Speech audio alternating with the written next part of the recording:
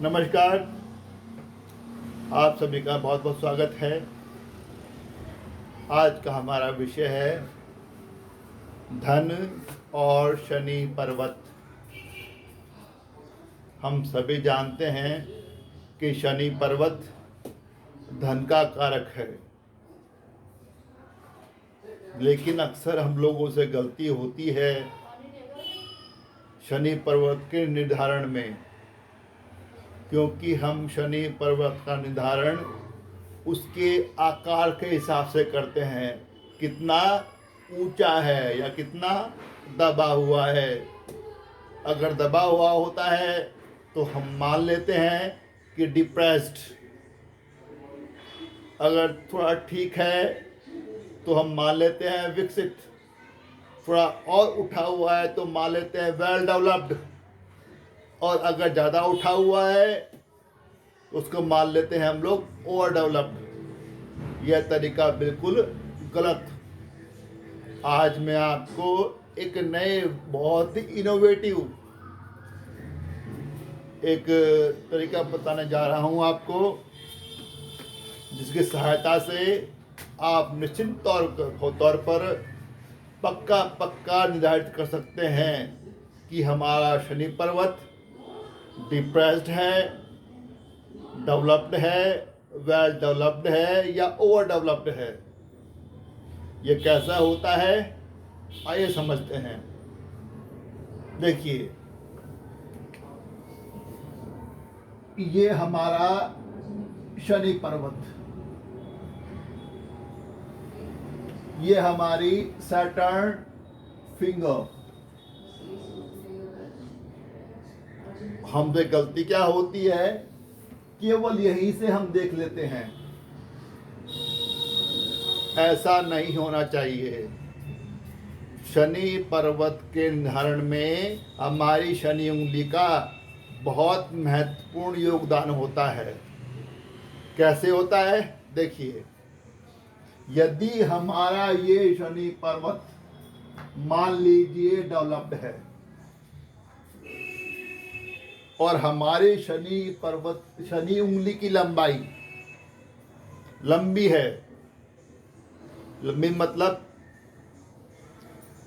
हथेली पर जितनी उंगलियां हैं अक्सर 99% ये शनि उंगली ही लंबी होती है। इस यहाँ से कोई मतलब नहीं है। मतलब है कि जो एक पाम है ना, इस पाम की लंबाई से हमारी शनि उंगली की लंबाई ज़्यादा है, तब इसको मानते हैं कि शनि की उंगली लंबी है।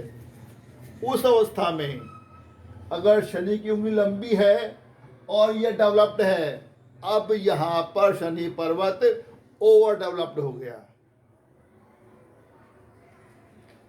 लेकिन यदि डेवलप्ड है और शनि की उंगली छोटी है, पाम से छोटी है, अब यह डिप्रेस्ड हो गया। अभी भी आप बिल्कुल सही निर्णय पर नहीं पहुंच पाओगे। अब देखिए कि यहाँ पर मान लीजिए कि यह डिप्रेस्ड है, दबा हुआ है, शनि का पर्वत दबा हुआ है, और ऐसे में शनि की उंगली लंबी है, हमारी पाम की लंबाई से ज़्यादा बड़ी है। अब ये दबा हुआ शनि पर्वत अब यह विकसित हो गया। विकसित से मेरा मतलब है जस्ट लाइक फ्लैट, और फ्लैट को ही बहुत ऑस्पिशियस माना जाता है। माना जाता है कि जब हमारा शनि पर्वत फ्लैट होता है तो यह बहुत शुभ परिणाम देता है। अब फिर याद दिला रहा हूं मैं कि शनि पर्वत चाहे डिप्रेस्ड हो और शनि की उंगली लंबी है तो ये अब डिप्रेस्ड नहीं रहेगा, यह हो जाएगा हमारा डेवलप्ड। अब शुभ परिणाम देगा। लेकिन उठा हुआ और शनि उंगली लंबी तो ओवर डेवलप्ड हो गया। उठा हुआ लेकिन शनि की उंगली छोटी, तब तो डेवलप ही रहेगा, कोई दिक्कत नहीं है।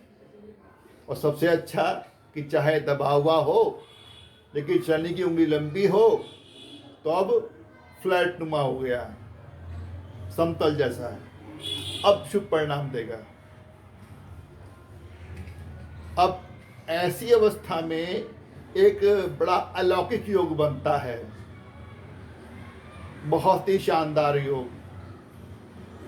लोग तो बात करते हैं राजयोग की, महाराज योग की, महाराजाधिराज योग की, सम्राट योग की, चक्रवर्ती योग की, दिव्य योग की। हम तो बात कर रहे हैं अलौकिक। ऐसा तो तभी संभव है जब ऊपर वाले की कुछ खास विशेष कृपा हो। कैसे बनता है देखिए, ये हमारा केतु पर्वत ट्रायंगुलर,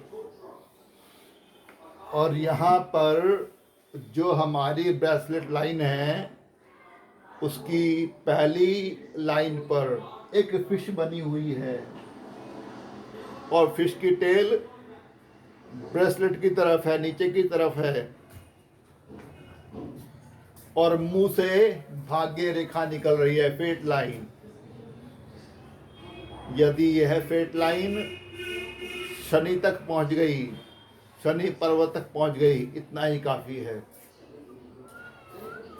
बस केवल यहाँ पर फिश का होना ही काफी है, यह दर्शाने के लिए कि जातक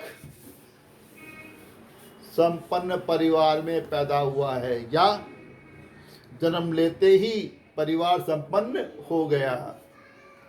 अब उसकी सारी अवस्थाएं, युवावस्था, प्रौढ़ावस्था बहुत शानदार होने वाली हैं।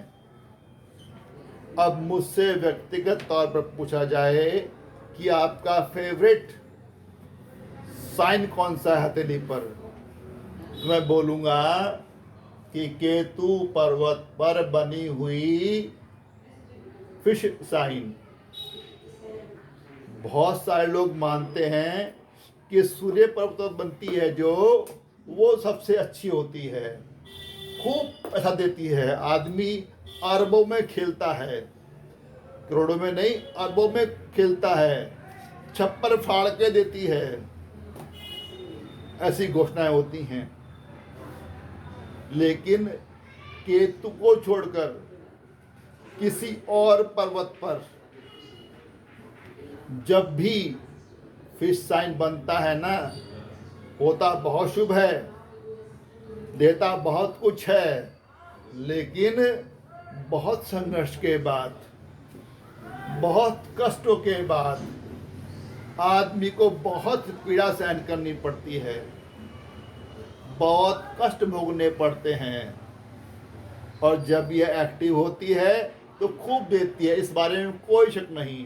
लेकिन जो केतु की है ना, वो हमसे संघर्ष नहीं कराती, वो तो बचपन को भी शानदार बना देती है, जवानी को भी शानदार, प्रौढ़ावस्था को भी शानदार।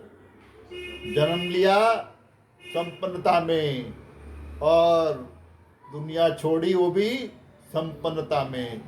तो मेरे लिए तो केतु पर फिश का होना सबसे अच्छा चिन्ह है।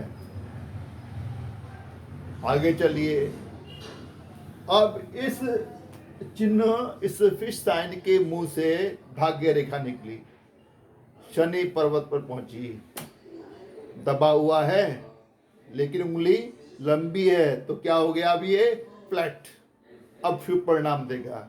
और यहाँ से निकली और पहुंची शनि पर्वत के क्षेत्र के अंदर, तो खास हो गई। अब जातक खूब भाग्यवान, महाभाग्यवान। लेकिन यहाँ तो अभी और आगे कुछ होगा। इसने यहाँ शनि पर्वत को भी क्रॉस कर दिया। देखिए अब ये पहुंच गई सैटर्न माउंट और सैटर्न फिंगर के बेस फैलेंज के अंदर। इसको शास्त्रों में अशुभ माना गया है, लेकिन यहाँ पर इसने तो जो अशुभता की परम सीमा होती है ना, अति, उसको भी क्रॉस कर दिया। अब ये इसने अति क्रॉस किया, मतलब जो बेस फैलेंज है उसको भी क्रॉस कर दिया। कहाँ पहुंच गई? मिड फैलेंज में। अब यह बहुत दैवीय हो गई, बहुत चमत्कारिक हो गई, अलौकिक हो गई। अब इसने पूरी हथेली को अलौकिक बना दिया। यह है अलौकिक योग, चमत्कारिक योग, चक्रवर्ती योग। अब इस धरा पर, इस धरती पर, इस जातक के मुकाबले पैसा किसी के पास नहीं हो सकता। राजाओं का राजा, धनियों का धनी, the king of the kings, कम से कम पैसे के मामले में ऐसा विशेष योग बनता है। और देखो, देखने में लग रहा था कि हमारा शनि पर्वत दबा हुआ है, दुष्परिणाम देगा, लेकिन शनि की उंगली लंबी हुई, पाम से लंबी हुई, तो यह डिप्रेस्ड क्या बन गया? फ्लैट। यहाँ केतु पर मछली बनी, इसने इसको खास बना दिया, और उसके मुंह से भाग्य रेखा निकली और खास, शनि पर्वत के अंदर पहुंची और खास, मिड फैलेंज में पहुंच गई तो अति हुई। अति हर चीज की बुरी, लेकिन अति की सीमा भी क्रॉस की, मिड फैलेंज में पहुंच गई। अब यह अति अलौकिक हो गई, अति चमत्कारी। अब कुछ भी नाम दीजिए आप, आपके पास शब्दों का भंडार ही खत्म हो जाएगा, शब्द ही नहीं होंगे इस योग का नाम देने के लिए। इसलिए महायोग, योगों का योग, ये महाधन योग। आशा करता हूं आपको समझ आ गया होगा कि शनि पर्वत का निर्धारण कैसे किया जाता है। हथेली पर शनि पर्वत का आकार देके मत कर लेना।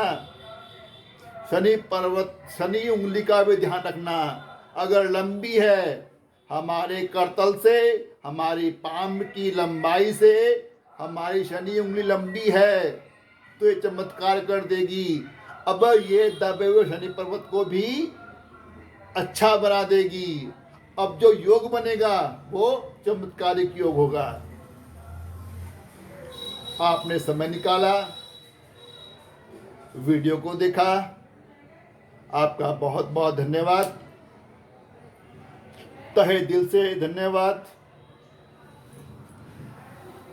एक छोटी सी रिक्वेस्ट कि यदि अभी तक चैनल को सब्सक्राइब ना किया हो तो कर देना, लाइक और शेयर भी कर देना, साथ में बेल आइकॉन का बटन है उसको भी दबा देना। और फिर वही वादा कि जल्दी मिलते हैं एक नए वीडियो के साथ, एक नए टॉपिक के साथ।